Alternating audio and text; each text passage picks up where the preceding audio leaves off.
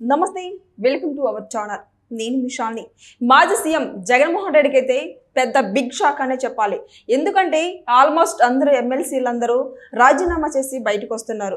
దీనిపైన పూర్తిగా విశ్లేషించడానికి మనతో పాటు ఉన్నారు senior journalist doctor Kanakadurga Vadlamani గారు ఉన్నారు. వారిని అడిగే కొన్ని విషయాలు మనం తెలుసుకుందాం. నమస్కారం మేడం. నమస్తే అండి. వైసీపీ ఎమ్మెల్సీ జయం మంగళి వెంకటరమణ గారు రాజీనామా చేసి బయటకు వచ్చారు. దీని మీద మీరేమంటారు? అంటే ఇప్పుడు వాస్తవాలు అర్థమవుతున్నాయి ఒక్కొక్కరికి అని అర్థమవుతుంది మనకి. ఇప్పుడు జయమంగళం వెంకటరమణ ఆయన ఇవాళ ఎమ్మెల్సీగా ఆయన రిజైన్ చేశారు వైసీపీ నుంచి. యాక్చువల్గా వైసీపీకి ఉన్న బలమే మండలిలో, అంటే వీళ్ళే ఎమ్మెల్సీలే. కాబట్టి అంటే ఇవాళ ఇక్కడ స్టార్ట్ అయింది. ఎమ్మెల్యేలు అయిపోయారు, చాలామంది అవుతున్నారు, రిజైన్ చేసి వెళ్ళిపోయిన వాళ్ళు ఉన్నారు, ఇంకా రెడీగా ఉన్నారు. సో ఎమ్మెల్సీలో కూడా ముసలం మొదలైందనమాట. అంటే జగన్మోహన్ రెడ్డి నిన్న ఎప్పుడైతే 1750 కోట్లు తీసుకున్నాడని వచ్చిందో అదాని నుంచి, సో వీళ్ళకి భయం పట్టుకుంది. ఇప్పుడు జగన్మోహన్ రెడ్డికి ఒక పక్క చెల్లి అనవసరంగా మొన్న షర్మిల వీడియో వేసి చూపించి అనవసరంగా ఇరుక్కున్నాడు కదా. ఎవరైనా సొంత చెల్లెలకి సంబంధించిన వీడియోస్ ఏ అన్నైనా వేస్తాడా? అసలు ఎవరైనా చెల్లి గురించి ఒక మాట చెడుగా మాట్లాడితే ఏ అన్నైనా ఊరుకుంటాడా? ముందు వెళ్ళి కొట్టొస్తాడు. ఇంకా వాడు ఏదైనా ఇంకా అసలు అనకూడని విధంగా మాట్లాడినా లేకపోతే ఏదైనా అన్నా కూడా వెళ్ళి చెప్పటానికి కూడా వేరవాడు. అలాంటిది అసలు జగన్మోహన్ రెడ్డి అనేవాడు ఈ రకంగా చేయటం సబబా? ముందు జగన్మోహన్ రెడ్డి వీడియో వేసినందుకు ముందు అసలు అరెస్ట్ చేయొచ్చు. సొంత చెల్లే చెప్తోంది ఆదాని విషయంలో మీరు ఇంకా చాలా ఉన్నాయి, ఆయన చేసుకున్న ఒప్పందాలు, గంగవరం పోర్టు కావచ్చు, ఇంకా చాలా అంశాలు ఉన్నాయి. వాటన్నిటి మీద కూడా మీరు ఎంక్వైరీ వేయండి. ఇంకా ఎన్నెన్ని కోట్లు తీసుకున్నాడో తెలుస్తుంది, ఎన్ని వందల కోట్ల ముడుపులు తీసుకున్నాడో ఉంటుంది. ఈరోజు జగన్మోహన్ రెడ్డి భయపడుతున్నది సొంత చెల్లికి, షర్మిలకి ఫస్ట్. ఎందుకంటే షర్మిల వాస్తవాలు మాట్లాడుతోంది కాబట్టి. అందుకనే చెల్లి వీడియో వేశాడు. కానీ ఆవిడేం వెరవలేదు, ఎందుకంటే ఆవిడ తప్పు చేయలేదు కాబట్టి. ఆవిడ మళ్ళా వచ్చి ప్రెస్ మీట్ పెట్టగలిగింది, సమాధానం చెప్పగలిగింది ఆవిడ. ఇవాళ ఎమ్మెల్యేలు అందరూ కూడా వెళ్ళిపోతే నిన్న పెద్దిరెడ్డికి షాక్ ఇచ్చాను అనుకున్నాడు కదా జగన్మోహన్ రెడ్డి. యాక్చువల్గా పెద్దిరెడ్డికి వెన్నుపోటు పొడిచాడు. అసలు వెన్నుపోటు పొడిచేది జగన్మోహన్ రెడ్డి అందరికీ. ఇప్పుడు ఆదానిని 3 సార్లు కలిసినప్పుడు మూడో కంటికి తెలియదు ఆయన కలిశాడని. ఇంటికి భోజనానికి పిలిచి 3 సార్లు పిలిచాడు, 3 సార్లు కలిశాడు, 3 సార్లు మాట్లాడాడు, ముడుపులు తీసుకున్నాడు. ఇది ఒక ఆ శాఖ మంత్రికి కూడా తెలియదు విషయం ఏమిటంటే. అలా చేస్తాడు జగన్మోహన్ రెడ్డి, జిత్తులు మారి నక్క. కాబట్టి ఆయన డబ్బు దాకా వచ్చేసరికి తన నీడని కూడా నమ్మడని మనకు అర్థమవుతుంది. ఇవాళ ఎమ్మెల్సీ వెళ్ళిపోవటం వల్ల యాక్చువల్గా ఆయన ఎలక్షన్ ఓడిపోగానే ఫస్ట్ మీటింగ్ ఎవరితో పెట్టాడంటే ఎమ్మెల్సీలతో పెట్టాడు. ఎప్పుడైనా ఏ ఎమ్మెల్సీనైనా కలిశాడా, ఏ ఎమ్మెల్యేనైనా కలిశాడా గత 5 ఏళ్లలో? ఎమ్మెల్సీలని ఎందుకు కలిశాడు? మనకి బలం ఉంది రాజ్యసభలో, మీరు ఏదైనా ఒక బిల్లు వస్తే పాస్ చేయకండి అంటే బీజేపీని ఫిక్స్లో పెట్టాలని ఆయన ఫిక్స్ అయ్యాడు. కానీ జగన్మోహన్ రెడ్డి ఎంత మొండివాడో అంతకు డబల్ మొండివాడు మోదీ గురించి ఈయనకి ఇంకా పూర్తిగా తెలియదు. మోదీ ఒకసారి ఒక మనిషి మీద పగబడితే వాడు అంత చూడందే వదలడు ఆయన. అలాంటిది చాలా తెలివిగా ఆలోచించాను అనుకున్నాడు.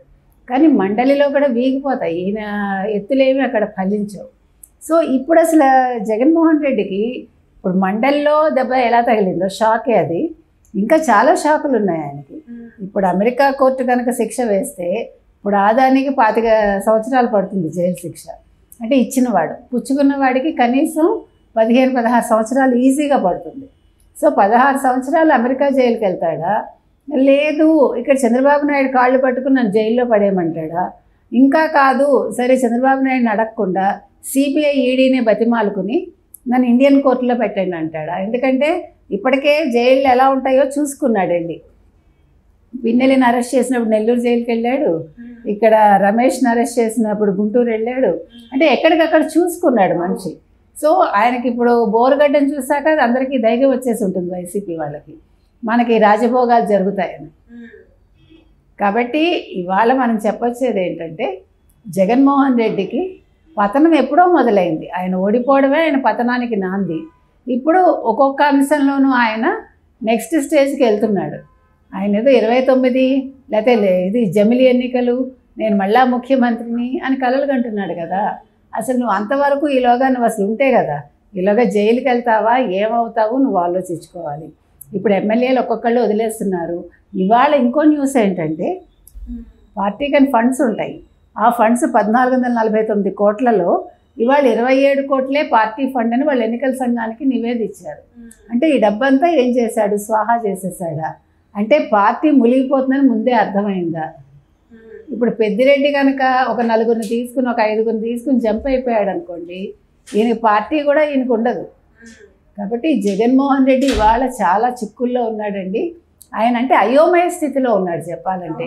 అంటే అర్థం కావట్లే ఎట్లా వెళ్ళాలి, ఏం చేయాలి, ఇలాగా మొత్తం చుట్టూ కేసుల వలయంలో ఉన్నాడు ఆయన. ఎప్పుడు ఏ కేసు పాములా కాటేస్తుందో తెలియదు, ఏ కేసులో ఆయన ఎప్పుడు అరెస్ట్ అవుతాడో ఆయనకు తెలియదు. కాబట్టి ఇవాళ జగన్మోహన్ రెడ్డికి ఒక మండలిలో ఇతను రిజైన్ చేయడం ఒకటే కాదు సమస్య, ఆదానీది పెద్ద సమస్య. నిన్న కేటీఆర్ మాట్లాడాడు ఆదాని గురించి. మాట్లాడినప్పుడు ఎక్కడా అంటే తామరాకు మీద నీటిబొట్టులాగా జగన్ ప్రస్తావన తేలేదు, వైసీపీ ప్రస్తావన తేలేదు, ముడుపుల గురించి మాట్లాడకుండా ఆదాని రేవంత్ రెడ్డి గురించి మాట్లాడి ఆ ప్రస్తావన అంతవరకే తీసుకొచ్చాడు. అంటే వాళ్ళు జగన్మోహన్ రెడ్డితో వాళ్ళకి స్నేహం ఉంది కదా, అందుకని మాట్లాడరు. కాబట్టి ఎవడికి వాడు ఇప్పుడు తప్పించుకోవటానికి చూస్తాడు. రేపు పొద్దున్న అవసరమైతే ఎవడు చేయూతనివ్వడు, ఎవడు కూడా వచ్చి నీ వెనకాల నిల్చోడు. మంచి చేస్తే ఎవడైనా 10 మంది వస్తారు నీ వెనకాల, నువ్వు చెడు చేస్తే ఒక్కడు కూడా నీ వెనకాల ఉండడు. కాబట్టి జగన్మోహన్ రెడ్డి నిజంగా చెప్పాలంటే ఇప్పుడు ఏ రోజు ఎప్పుడు అరెస్ట్ అవుతాడో ఆయనకే తెలియదు. అవును మేడం, ఈ నేరాలన్నీ రుజువైతే అమెరికా న్యూయార్క్లో కోర్టు అయితే కేసు చేసి జగన్మోహన్ రెడ్డి మీద కేసు పెట్టారు. ఇది ఇంతవరకు శిక్ష పడుతుందంటారా పడదంటారా? పడే అవకాశం ఉంది. ఇప్పుడు ఆదాని జైలుకి అయితే ఖచ్చితంగా జగన్ వెళ్తాడు.